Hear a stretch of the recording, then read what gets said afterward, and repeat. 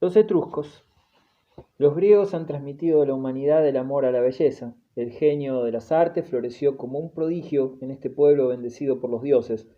Por primera vez allí, los pensadores intentaron penetrar en el mundo de las ideas, llevados únicamente por la razón. Los helenos fueron los creadores de la libertad de pensamiento y por eso mismo los fundadores de la ciencia. Nunca lo hubieran conseguido sin el vigoroso individualismo que caracterizó toda su historia. El individualismo griego proporcionaba a cada hombre la ocasión de desenvolverse con libertad. Por eso, en cierto modo, la historia griega abunda en hombres insignes.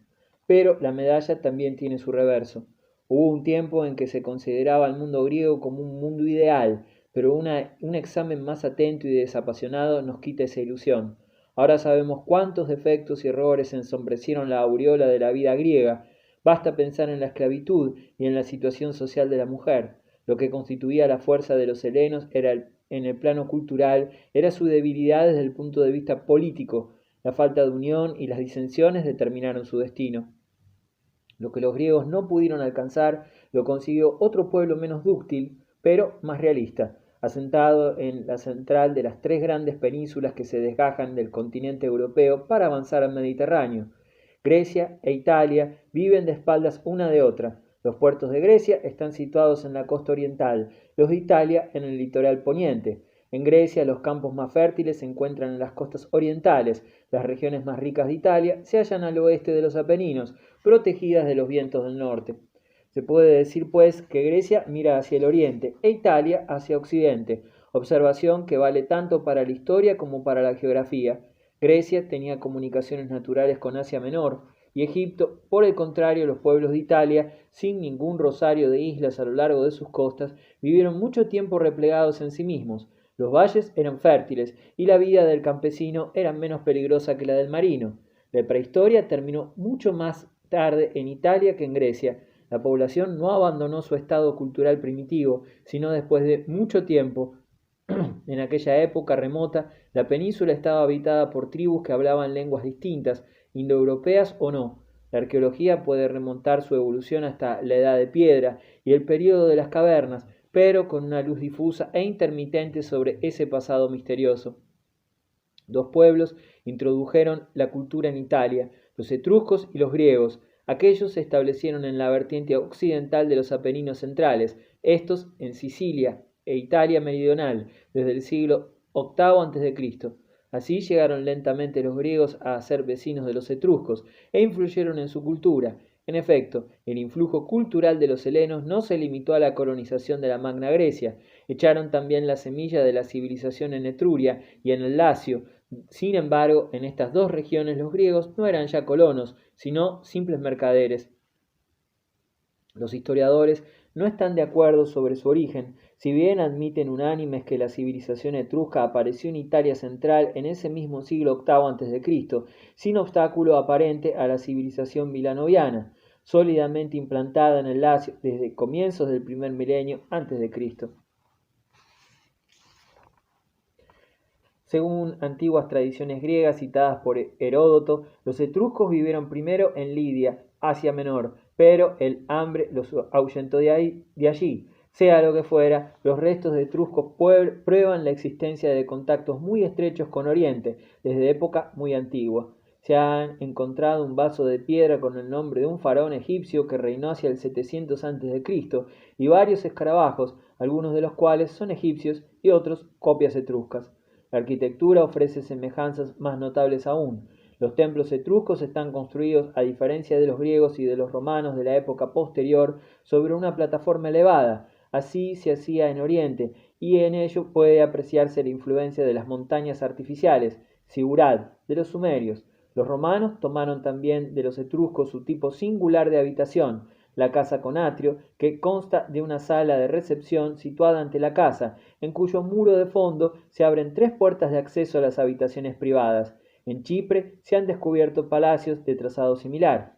Como los demás pueblos del cercano oriente, los etruscos representaban toda clase de animales fabulosos, y los muros de sus tumbas nos ofrecen el muestrario de una fauna variadísima, esfinges, grifos y quimeras. Están inspirados en los modelos de Oriente a través de Grecia, aunque en general la influencia de esta pronto fue mucho más intensa que la oriental. puede decirse que el arte etrusco es, en gran medida, un producto del arte griego. La huella profunda que ejercieron las leyendas y los mitos griegos en el alma etrusca puede apreciarse en la escultura. En su edad de oro, Etruria integraba una liga que agrupaba a 12 estados urbanos, ricos y poderosos, cada cual con un gobierno independiente. Parece que esta liga no tuvo carácter religioso, pero no debe olvidarse que en aquel tiempo religión y política iban de la mano. Las ciudades etruscas, mientras estuvieron unidas, aparecieron a veces en la escena histórica, firmaron un tratado de paz con Cartago, sometieron a Córcega y crearon dificultades a los griegos de Italia meridional, tanto en tierra como en mar. Etruria era una potencia con la que debía contarse. Sus puertos albergaban muchos navíos que traían cargamentos desde Grecia y desde Oriente, y que navegaban hasta Corinto para importar sus productos. Los arqueólogos han podido aclarar que los barcos etruscos llevaban obras de artesanía griega a Cartago. Cartago y las colonias griegas no tenían contacto directo. Al servirse de Etruria como intermediario, demuestra el odio mortal entre griegos y fenicios. Y el hallazgo de obras típicas de la cerámica etrusca en muchos países del Mediterráneo nos comprueba las extensas relaciones comerciales de los etruscos y de los artesanos de Caere y de Tarquinia. Fabricaban objetos de arte apreciados por griegos, enamorados de lo bello y saturados ya de productos orientales. El comercio y la navegación enriquecían al país, y por ello los etruscos tenían mucho más necesidades que sus vecinos residentes en minúsculos estados agrícolas atrasados, entre otros la Roma de esta época. La clase superior etrusca gozaba de elevado nivel de vida, y en Roma era proverbial la molicie de los afeminados etruscos. El arte etrusco se inspiraba en modelos griegos, sin embargo, los estados urbanos de Etruria eran lo bastante independientes para dar un sello propio a sus productos. Con todo, lo etrusco típico nos parece más o menos rudo y a menudo de dudoso gusto. Cuando los etruscos iniciaron su contacto con el arte griego, este se hallaba todavía en el estadio arcaico de su evolución. Los etruscos conservaron ese arcaísmo durante mucho tiempo, síntoma de su gusto, y cuando el arte griego pasó de la etapa arcaica a la clásica y el arte etrusco no siguió esta evolución, debía gustarles la rigidez y ornamentación del arte arcaico. Incapaces de concebir ideas abstractas, pese a todas sus estilizaciones ornamentales, las estatuas etruscas muestran un realismo muy particular y concreto, no lo sublime o lo sobrenatural. Esto se observa aún en el arte posterior, cuando los etruscos perdieron su potencia política. Entonces, abandonando el estilo arcaico, buscaban plasmar el cuerpo humano con más realismo. Es difícil poder imaginar mayor contraste que el que ofrecen las esculturas funerarias etruscas y las esculturas griegas contemporáneas. Las figuras griegas representan tipos ideales, los retratos etruscos, de un realismo despiadado, representan hombres toscos y feos. Viendo estas estatuas, hay que confesar que los romanos no se equivocaban del todo al describir a los etruscos como individuos gordos y panzudos. Esta tendencia artística etrusca era nueva y por entero opuesta a la griega. Los romanos supieron apreciarlo en su justa medida, como tendremos ocasión de comprobar en el arte romano. Los más bellos tesoros artísticos que los etruscos nos han legado son sus espléndidas tumbas, las paredes decoradas con frescos, consideradas hoy como una de las más destacadas curiosidades arqueológicas que posee Italia. Solo las últimas moradas de los egipcios de noble alcurnia pueden rivalizar con las tumbas etruscas desde el punto de vista ornamental. Para los etruscos, como para los egipcios, la muerte y los funerales tenían importancia capital en el terreno religioso. La muerte debía inspirarles un terror sin límites. Ningún pueblo de Europa ha imaginado criaturas más espantosas como los demonios etruscos, con garras y picos de aves de rapiña, cabellos de un rojo brillante y ojos feroces y ardientes en su rostro amarillento. Los etruscos decoraban sus tumbas con las más alegres escenas de su vida, como si quisieran contrarrestar la muerte. Se ven colosales festines, juegos y bailes, en las que danzarinas marcan el ritmo con los dedos. Las tumbas de Caere recuerdan a las egipcias, en donde todo aparecía dispuesto para una nueva vida, más allá de las fronteras de la muerte, y nos muestran gráficamente cómo los etruscos ricos instalaban sus casas. Las pinturas sepulcrales son muestra de una elegancia tan refinada que recuerdan los frescos del palacio de Cnosos. Si los escritores griegos y romanos contaron la belleza de las mujeres etruscas, las pinturas sepulcrales confirman tal acerto. Estas mujeres dedicaban mucho tiempo al cuidado de su aspecto externo. En Etruria, como en Egipto, solo una clase social rica y limitada podía permitirse el lujo de tal magníficas tumbas. Entre los miles de sepulcros etruscos descubiertos, solo unos 80 están adornados con pinturas, por lo que el estudio de las sepulturas no permite sacar conclusiones en cuanto al género de vida de los etruscos, ya que nos ofrecerían un solo aspecto de la situación.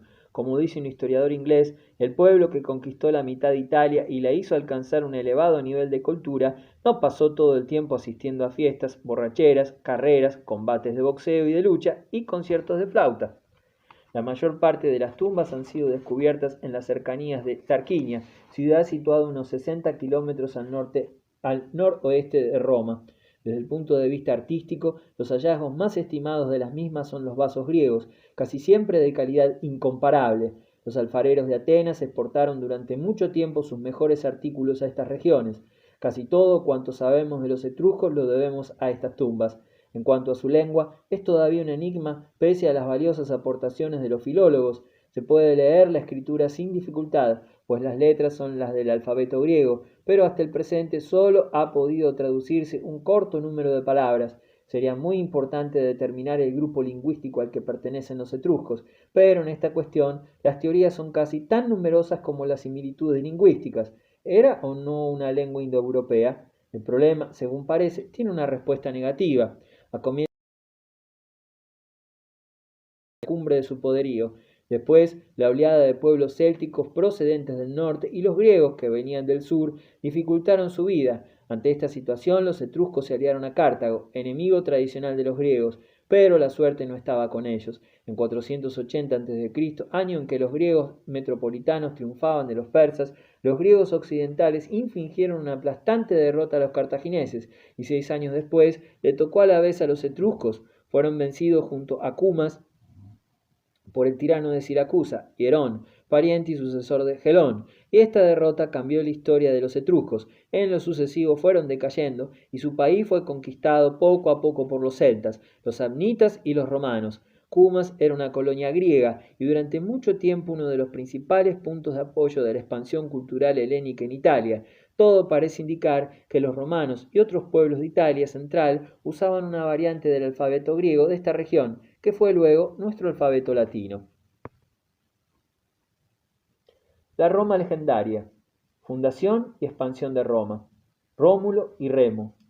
Una leyenda narra que 23 años después del comienzo de la cronología griega, 753 a.C., se fundó en el Lacio una pequeña ciudad que la historia denominaría Eterna. ¿Quién hubiera creído entonces que esa aislada aldea crearía un imperio mundial y marcaría su huella en el mundo entero? Todos los caminos llevan a Roma, y Roma fue siglos y siglos en la historia de la humanidad el centro del mundo, primero desde el punto de vista político, luego en la esfera religiosa, y hubo un momento en que también lo fue como centro artístico y literario. Aquella pequeña localidad a orillas del Tíber albergó primero a míseros pastores y campesinos.